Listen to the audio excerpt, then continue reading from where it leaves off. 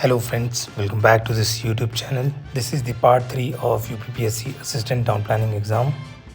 This question paper covers wide range of topics on architecture and planning. And in this video, we will see important questions on various topics which you can see that on the screen. These questions will be very helpful for various exams related to architecture and planning, including state PSC exams and GATE for architecture. So hey guys, my name is Rahul and you're watching Architecture and Planning with Rahul. Let's start with today's first question. According to 2011 census, approximately what percentage of the Indian population lives in rural areas? So as per 2011 census, almost 73% of Indian population still live in rural areas, whereas urban population is 27%. Next question is, various sewage treatment techniques are adopted in sewage treatment system to treat wastewater to secondary level as per effluent standard in India.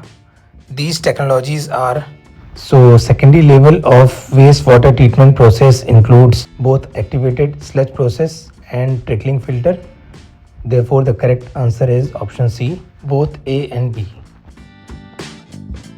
Next question is, Lorentz curves explain.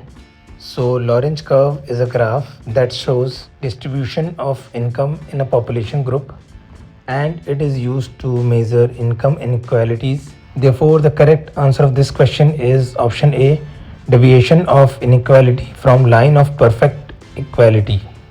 Let's move to the next question. 4 sequences of real estate development are given below. Choose the one that is appropriate for slums.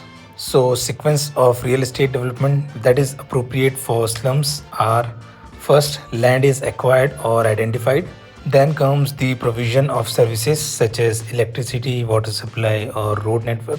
Then as per the demand, houses are built. At last, people are relocated to these houses. Therefore, the correct answer of this question is option D. Let's move to the next question. With a view of enhanced mobility, reduce congestion and promote traffic safety, the Unified Traffic and Transportation Infrastructure Planning and Engineering Center is set up by. So this Unified Traffic and Transportation Infrastructure Planning and Engineering Center was established by DDA in 2008. Therefore, the correct answer is option C. Next question is, which of the following tool facilitate public authority in the creation of a land bank at minimal or no cost?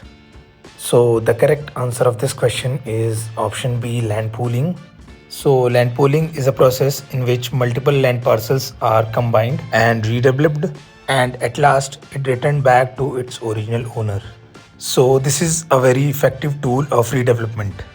Next question is, as per NBC 2005, land area requirement for police station to serve the population of 90,000. So as per NBC, one police station is required to serve the population of 90,000 and for this minimum land area required should be 1.5 hectare. Therefore, the correct answer of this question is option C, 1.5 hectare.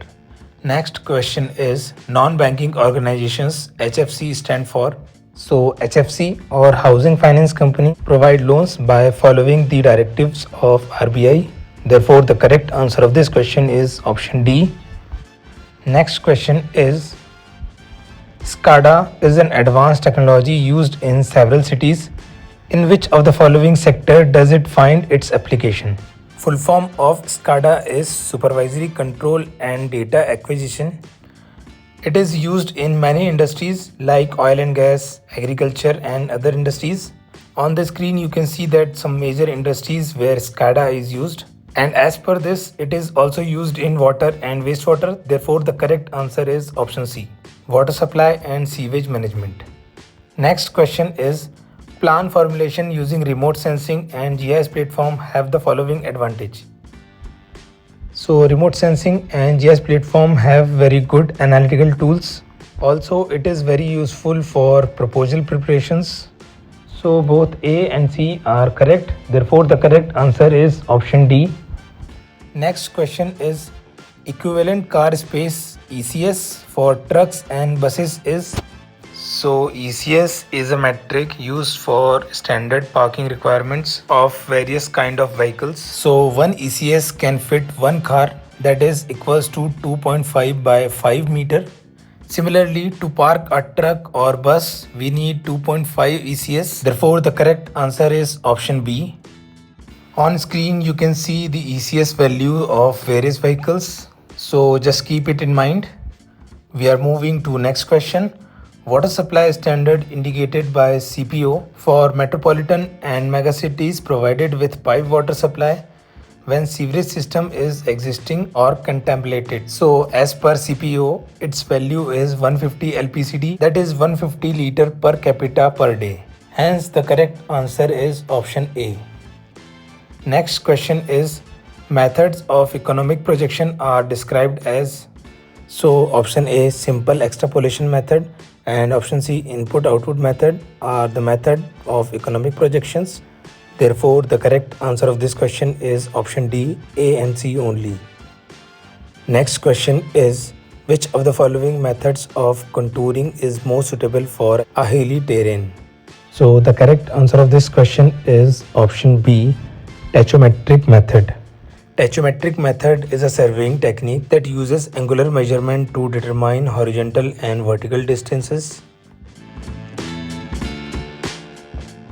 Next question is which state of India pioneered the idea of a state level techno-economic survey carried out in 1957-1958 with the technical help of Stanford Research Institute of California, USA. So state level techno-economic survey was carried out in Bihar in 1957-1958, and for this technical assistance was provided by Stanford Research Institute of California. Therefore, the correct answer of this question is option C, Bihar. Let's move to the next question. Hriday or HRIDAY stands for. Full form of Hriday is Heritage City Development and Augmentation Yojana. So option D is correct answer. This scheme was launched by Ministry of Tourism in 2015. It was aimed to preserve the heritage and cultural character of city by combining urban planning, economic growth and heritage conservation. So these are the 12 cities where this scheme was first implemented. So just take a look at it. Let's move to the next question. Population range of medium town 1 as per URDP5 guideline is. So URDP5 classifies the town into 5 categories. On the screen you can see that the 5 classification, their population range, governing authority of the town, and in the last column you can see that the number of cities as per Census India 2011, and as per this population range 50,000 to 5 lakh comes under medium town, but this medium town is further subcategorized into 2, medium town 1 and medium town 2, and medium town 1 has population range of 50,000 to 1 lakh. Therefore the correct answer is option C. Let's move to the next question. The 73rd and 74th constitutional amendment pertain to. So major changes of these two constitutional amendments are to provide right to information. Therefore the correct answer is option B, providing right to information for the general people. Next question is who is the author of the book Housing Without the Houses? So this book was written by Nabil Hamidi in 1915. Therefore the correct answer is option A. Next question is techniques for delineation are to be analyzed by the following suggested techniques for the area delineation. So weighted index number method, which represent realistic growth over time, and gravitational analysis method, which represents how much mass will be concentrated. These two are highly suggested techniques for area delineation. So both A and B are correct. Therefore the correct answer is option C. Let's see next question. As per URDP5, area requirement for neighbor park to serve population of 50,000.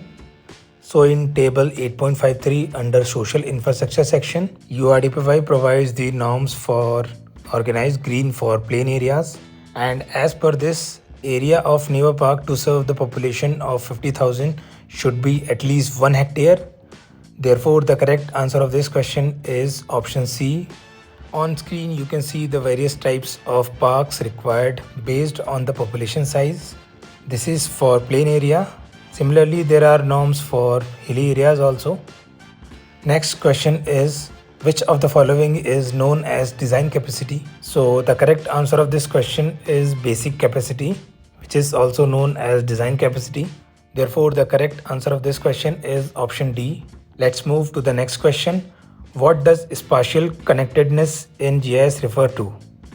So it refers to topological mapping of geographical elements. Topological relationships are used to describe spatial relationships between point, line, and areas. Therefore, the correct answer of this question is option C, topology. Let's see some other options given here. Option A, tomography is a method of creating 3D image of a solid object. Option B, topiary means the art of clipping shrub and trees into ornamental shapes.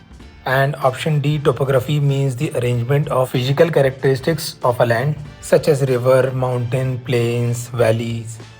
Next question is central government scheme aiming at supporting infrastructure projects that are economically justified but fall marginally short of financial viability is. So such type of schemes are called viability gap funding. Therefore, the correct answer is option C. So this is the last question of this video. As per United Nations Transforming Our World, the 2030 Agenda 2015, which of the following SDGs directly addresses water related issues? So there are total 17 SDG goals and SDG 6 talks about water related issues. Therefore, the correct answer of this question is option A. So friends, that's all in this video. We have just one more video left in the series. So please do subscribe the channel so you won't miss any notification. I hope this video was helpful. Don't forget to like, share and subscribe. See you in the next video. Until then, goodbye.